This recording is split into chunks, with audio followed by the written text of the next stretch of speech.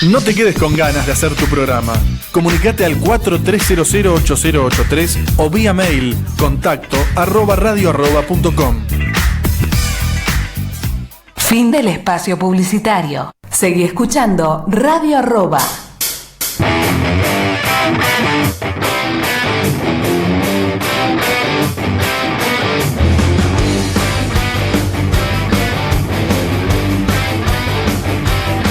Bueno, sí, sé que tú planeas ir por la autopista. No, voy a cantar, me pone. No, por favor. No cantamos. Una vez me causaron cantando al aire. Seguimos aquí con Descontracturados, 5 de la tarde, 6 minutos, en la tarde de lluvia en Buenos Aires. Y es momento de hablar un poco de una biografía, de una historia de vida, de obras, de música, de un rocker argentino, uno de los exponentes máximos del rock nacional, de nuestro rock argentino. Estamos hablando de Norberto Papo Napolitano. Un gran personaje del rock, de la música, tiene miles y miles de anécdotas, tipo muy, muy divertido, no tenía ni negros ni blancos, era blanco-negro, él era, viste, como Maradona, que no tiene grises, sí. O sea, o le caías bien, le caías muy bien, eras su mejor amigo. Maradona tiene más blancas que otra cosa. Te mandaba a la mierda el Carpo. Era así, tiene un montón de anécdotas, seguramente creo que uno de los videos más vistos que hay, momentos épicos del Carpo, en el viejo programa Sábado Bus, por ejemplo, con DJ Dero, que la frase... Que lo manda a hacer música. Sí, que ahí creo que está ploteado no sé, un colectivo o qué, tenía ploteado en la parte trasera la imagen del Carpo y la frase "buscate un trabajo honesto". Es una de las grandes frases del Carpo. De los que nos acordamos qué estábamos haciendo cuando murió, ¿no? Tipo, ¿qué estaba haciendo cuando fue a las Torres Gemelas, cuando murió Rodrigo, cuando murió tal Papo? Cual. Sí. Yo me acuerdo, estaba viajando a Córdoba. Me acuerdo, fue verano del 2005, febrero del 2005. Estaba en un micro de rumbo a Córdoba, me parece. Porque me acuerdo que llegué en un parador o algo, que bajamos del micro y me acuerdo de fui a tomar algo. ¿Y cuál fue tu reacción? No, ya había pasado, me parece. Y me acuerdo de haber visto una revista que habrá sido al otro día, que ya había salido una revista, un diario o algo con la historia, con la muerte de Papo en aquel momento. Pero sí, es una de las fechas que sin dudas uno se acuerda que podía llegar a estar haciendo en aquel momento. Vamos a hablar un poco de la vida de Papo en esta sección de la tarde de hoy. La historia del Carpo comienza en la paternal. El 10 de marzo de 1950 nace Norberto Aníbal Napolitano, hijo de Carlos Napolitano. Su padre tenía un taller. Siempre viste que Papo era un fierrero de motos o algo así. No, el padre tenía un taller de calderas, que venía ya de bueno, los fierros son tenía tradición familiar, del abuelo venía Pascual Napolitano e hijos. Era el taller los que caldereros tenía en la paternal. El padre de Papo, Carlos Napolitano, fue jugador de fútbol. Jugó, por ejemplo, en Atlanta, en Almagro, en Argentinos Juniors. En Atlanta creo que jugó solamente un partido. Y luego jugó en el bicho de la paternal. ¿De qué jugaba? Creo que era mediocampista. De 5 creo que jugaba. Habría que buscar algún registro del padre de Papo aquella época, de el semillero del mundo, como dicen que es en la cancha de Argentinos Juniors. Su madre, Angelita, creo que es uno de los personajes personaje célebre del rock argentino. La canción Mi Vieja creo que es como una canción de adoración a la madre argentina, podríamos decir, que era muy, muy protectora de su hijo. Su madre se llamaba Ángela. Papo nace el 10 de marzo de 1950, tenía una hermana mayor que había nacido con Liliana, que había nacido en un parto complicado. Hay también una historia muy, muy particular con ella. Y entre la hermana y la madre como que era un hijo que estaba muy, muy protegido, porque también Angelita había perdido un embarazo antes del nacimiento de Papo, así que sí. Imagínate cómo lo cuidaban a Norberto. En la escuela, en la primaria, Papo la pasa muy, muy mal. Era muy, muy quilombero, rompía cosas todo el tiempo, tenía actitudes como para resolver las cosas siempre de manera violenta. A los golpes. Sí, siempre a los golpes. De chico ya tenía muy buen oído y, por ejemplo, la hermana tenían un piano en la casa, y la hermana estudiaba piano, y él mientras andaba por bicicleta, por el patio de la casa, y la escuchaba a la hermana tocando piano, le iba marcando los pifies cuando la hermana pifiaba, no, le iba marcando los errores. Ah, mira. Y ya con el paso del tiempo, el tipo ya tenía un oído bárbaro, le empezó a afinar el piano a la hermana, Loco. a cambio de que le prepare comida, que le haga masajes y Su cosas. primer trabajo. Así es. Ya en primeros años de su adolescencia, la madre lo manda a estudiar guitarra ahí en la paternal, en el barrio, y a él no le gusta porque él quería tocar lo que él quería hacer el rock, no quería estudiar pentagramas, el profesor le daba para tocar otra cosa. Él tenía una guitarra criolla, así que todo lo que escuchaban quizás era folclore, esas cosas, lo que podía reproducir. Claro, tal cual, y él quería hacer rock y no otra cosa. Ya tenía un oído bárbaro y también asomaba lo que es el blues en Papo, sin saber quizás lo que era en aquel momento. Hace la secundaria en el Vieites. Sí. Lo rajan acá Diego levanta la mano también, alumno del Vieites. ¿Sí? ¿Estudiaste en donde estudió Papo? Entre tantos otros personajes. Mirá vos. conocidos. El Vieites. ¿Eras quilombero como Papo? Porque guitarrista no te veo. En algo te tenés que parecer. ¿Cómo se llama el otro colegio que también ahí que era el Huergo? El Huergo. El Huergo y el Vieites siempre había piñas, ¿no? Sí, Entre había Vieites y goma. el Huergo. En el día del estudiante era el día de la pelea. Claro, tal cual. ¿Bosques de Palermo o en la zona de la escuela? Ah, en el barrio, sí, claro. En Palermo van otras escuelas más chetas. Claro. Hay goma con... Igual no se pelean fuerte en Palermo. No, hay arañazos y tiradas de pelo. Capaz que tiene más que ver con la napolitana que con el napolitano, ¿no? Uy, no, la puta. Estaba esperando que alguien... No le ponga los platillitos porque no se lo merece. No se lo merece. Porque hizo la seña de los platillitos, si no era gol. Pero Ay, Dios. pegó en el palo y se fue para afuera. Una, chicos.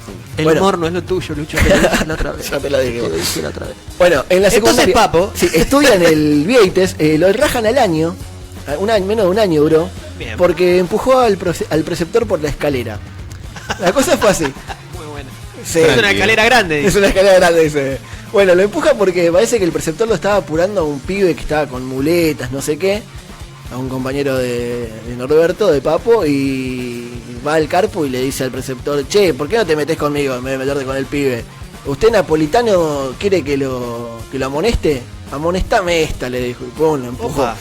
Así que lo rajaron del Vieites en el primer año, y en la secundaria nunca terminó la secundaria, no arrancaba nunca, no llegó a arrancar, me parece. A los 15 años escuchan la radio, el buen Papo, escuchan la radio a Little Richards, el tema Lucille, y eso le parte totalmente la cabeza. Sí. Y dice: yo quiero hacer esto. La practica en la guitarra, la saca al toque, ese tema. Habla con su viejo, con su padre, y le dice que quería ser músico, pero no quería estudiar, quería hacer el rock. O sea, el padre dice: bueno, vas a estudiar música. No, quiero hacer el rock. No quiero estudiar, no quiero pentagramas, no quiero nada, quiero hacer rock y nada más. Entonces hacen un acuerdo con el padre, llegan a un trato, el padre le dice: bueno, si a los 20 años no sos famoso, vas a estudiar lo que quiera tu mamá, tu madre, lo que quiera Angelita, vas a estudiar. Que la madre quería que Papo, que el hijo, sea contador. Imagínatelo al Carpo. Re limitado el futuro que le habían puesto. Tal cual, imagínatelo Muy a limitado. Papo contador en una oficina. Pelo largo y colita atada atrás. Claro, sí. Y con la voz que tenía, el vozarrón que tenía. Era locura. Números. Armando una planillita de Excel, el Carpo. No me lo imagino ni ahí. Bueno, forma su primera banda en el barrio que se llamaba Los Buitres. Esa fue la primera banda, el primer escalón en este camino hacia ser lo que finalmente fue. En 1969, Lito Nevia lo llama, que era líder e integrante de la banda Los Gatos, que ya era un conjunto bastante icónico del rock nacional. En ese momento lo llama Papo para que reemplace al guitarrista que tenían hasta ese momento, que se había ido a vivir a Brasil. Papo y Nevia se contactan y este último le da una lista de canciones.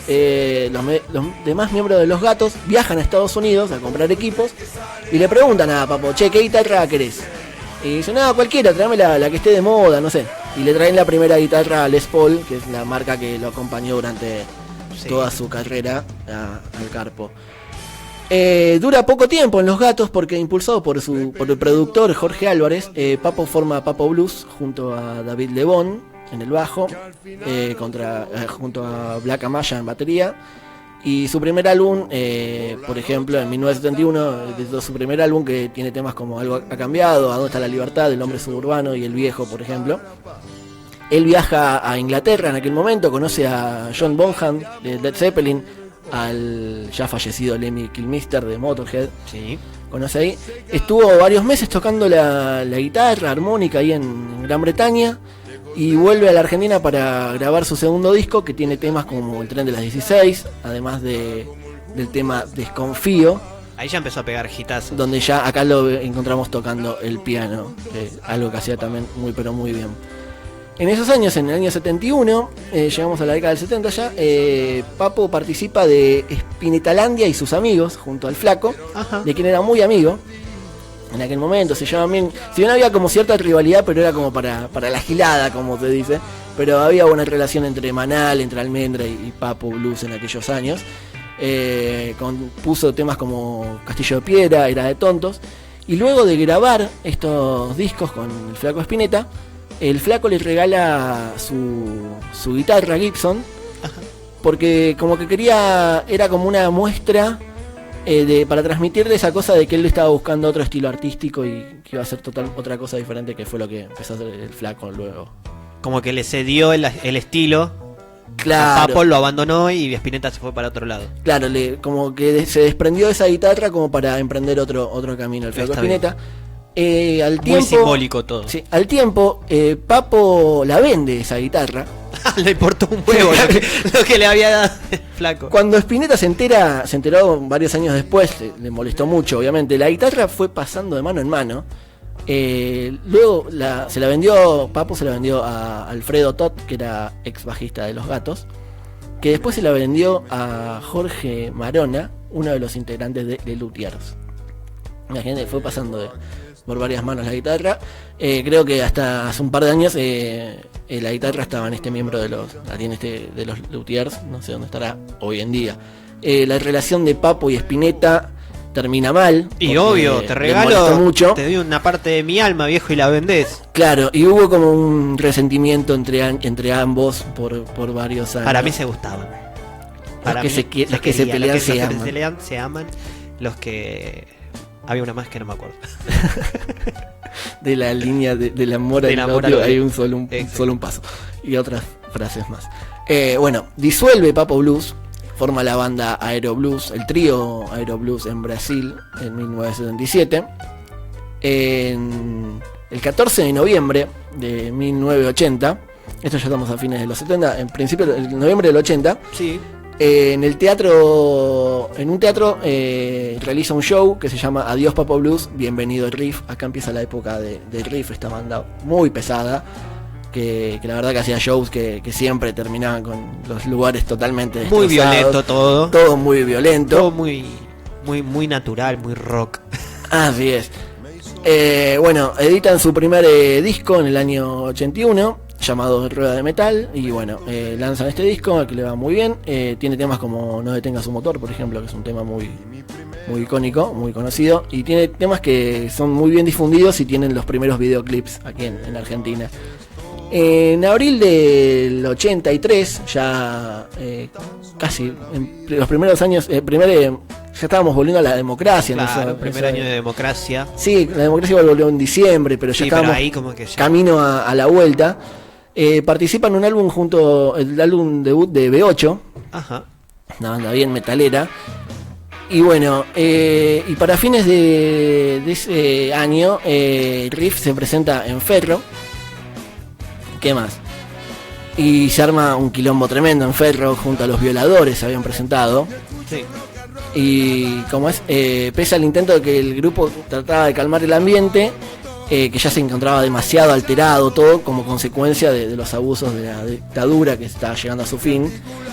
Y bueno, no se pudieron evitar incidentes, y esto ocasión el público invadió el escenario, destruyó butacas, tiraron un portón abajo, agredieron a un integrante de Riff, se armó un quilombo tremendo. ¿Ese fue el día que dijeron rompan todo? Ellos fueron los que dijeron rompan todo. ¿Sabés que no me acuerdo quién fue el que dijeron? Me parece rompan todo, googlealo, Lucho. Sí, puede ser. Recital rompan todo, hubo uno de una banda que dijo eso, y rompieron todo. Por ejemplo, Riff Pero llegó no me a acuerdo tocar, si fueron no sé ellos. si en un bar o no sé en dónde, destrozaron todo. Hubo un montón de destrozos y le dicen, bueno, nosotros nos hacemos cargo de los destrozos, no pasa nada. ¿Qué rompieron? No, hay una silla. ¿Qué? ¿Una silla rompieron? No, quedó una sola. Habían destrozado todo. Bueno, Riff se tuvo que hacer cargo de estos destrozos ocasionados por el público, pero no llegaban a pagar la suma de todos Fue los destrozos. el 20 de octubre del 72. ¿Rompan todo? El Rompan Todo. ¿Qué banda? En el Luna Park. Una multitud decidió participar en el festival del Luna Park. Sí. Donde hubo muchas bandas. Ah. Entre los más esperados estaban Billy Bond y La Pesada del Rock. Aquelarre, Color Humano, La Pesada del Rock, Lito Sí. Nevia, Papos Blues, Pecado Sí. Rabioso. Ah, bueno, estaban todos juntos. Estaban todos juntos y bueno, había que romper Viernes 20 en el Luna Park. Ahí Mirá. estuvimos. No. todo. Re mentiroso. Mentiroso. Bueno, Bueno, 400 pesos. Sí, bastante caro para la época. pero peso. Andás a ver qué tipo de peso. Sí, andás a ver que le copa. Mexicano, sí. Sí, peso mexicano. Bueno, como no llegaban a pagar todos los destrozos que habían ocasionado el público, tuvieron que hacer 3 presentaciones más para costear el presupuesto de lo que Se había roto. roto todo. Así es. En ese contexto, Riff se disuelve luego de hacer una breve gira por la costa atlántica. A mediados del 87, Papo viaja a Estados Unidos, donde busca integrantes para formar una nueva banda que se llamó Widowmaker.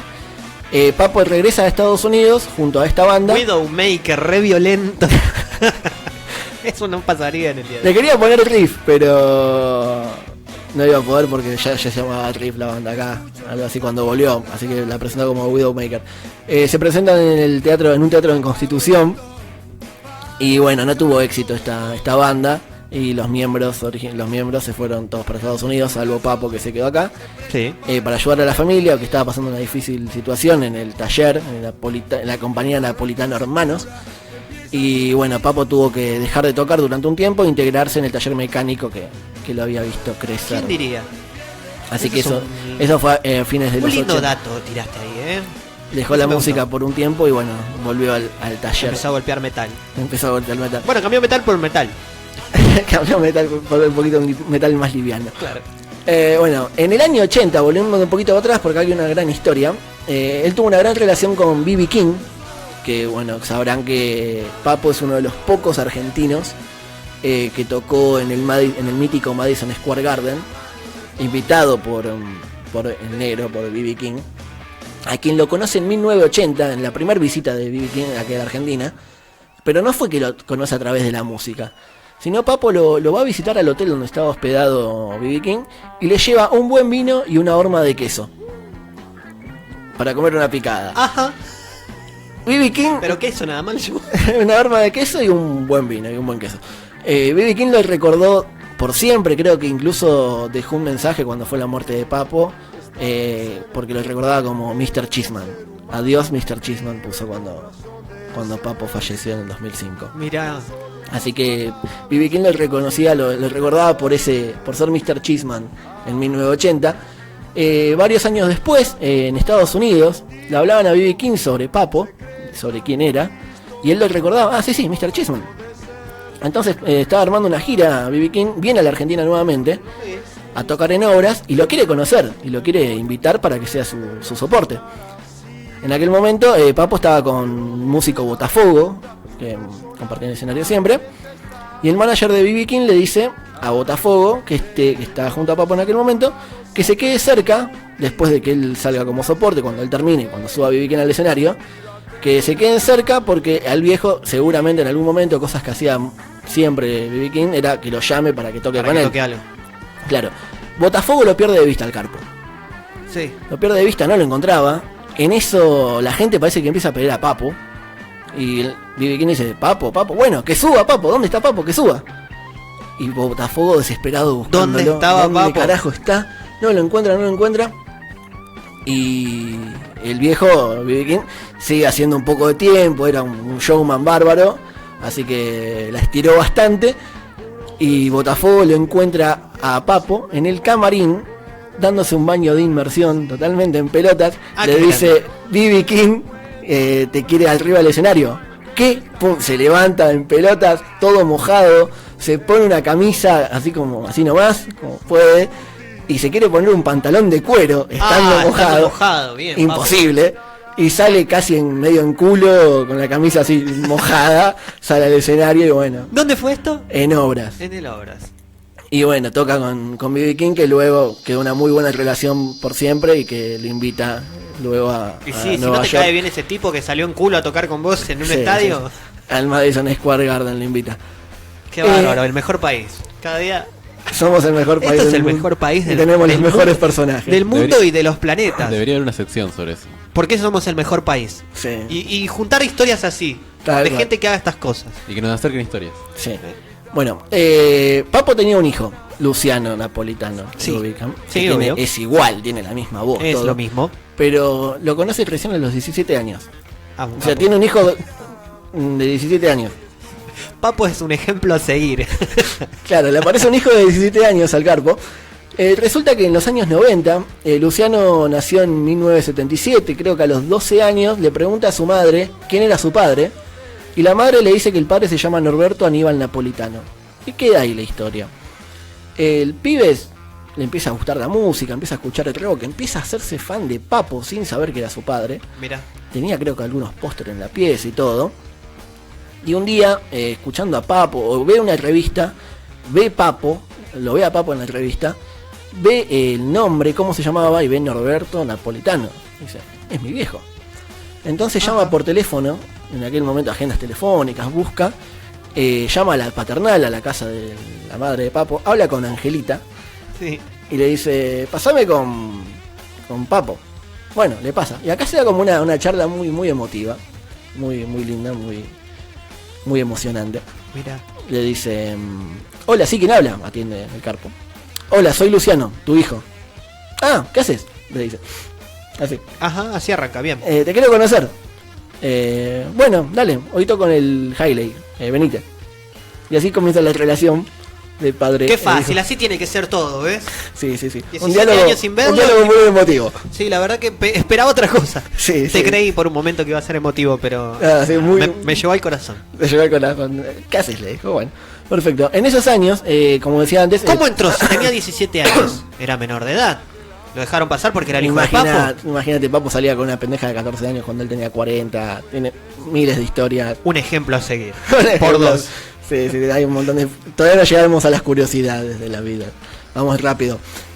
Bueno, en esos años, viste que Papo estaba alejado un poco de la música, trabajando en el taller. Quería grabar un disco de puro blues y en aquel momento lo llaman para grabar un tema. Que fue Mi Vieja el tema Mi Vieja. Icónico tema de Papo. Que a él ese tema creo que lo odió y ese disco lo terminó odiando porque ese tema era para un programa de televisión que estaba época de Norma Pla, jubilados, caballo, era como un tema para como el hijo protector de las abuelas, cosas así. Graba ese disco, lo convencen de que lo meta el tema Mi Vieja, que era para la televisión, en el disco, le ofrecen un montón de guita, termina agarrando viaje, pero el disco lo terminó odiando. ¿Qué más? Años 2000, ya llegamos al final de la historia de Papo.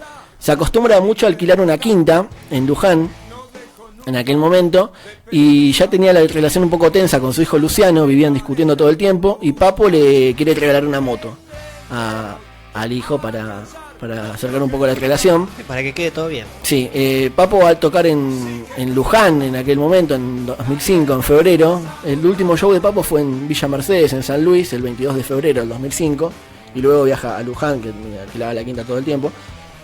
Bueno, Luciano lo visita en la quinta, van a dar una vuelta en la moto, los dos en una moto, llegan al taller el taller que tenía Papo por allá y le dice, y ahí le regala la moto, se abrazan emocionados, la verdad que se acercaron bastante.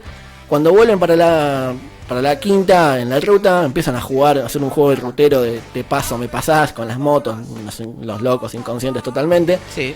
Mordieron manquina varias veces, bueno, a la noche van a comer un asado con la mujer de Luciano en una parrilla. Se tomaron, dice que después Luciano dijo que tomaron solamente una botella de vino entre los tres.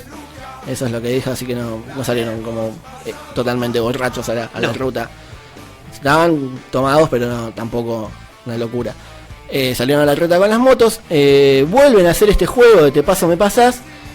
Lo quiere pasar, lo pasa Luciano por la izquierda, Papo lo quiere pasar de nuevo.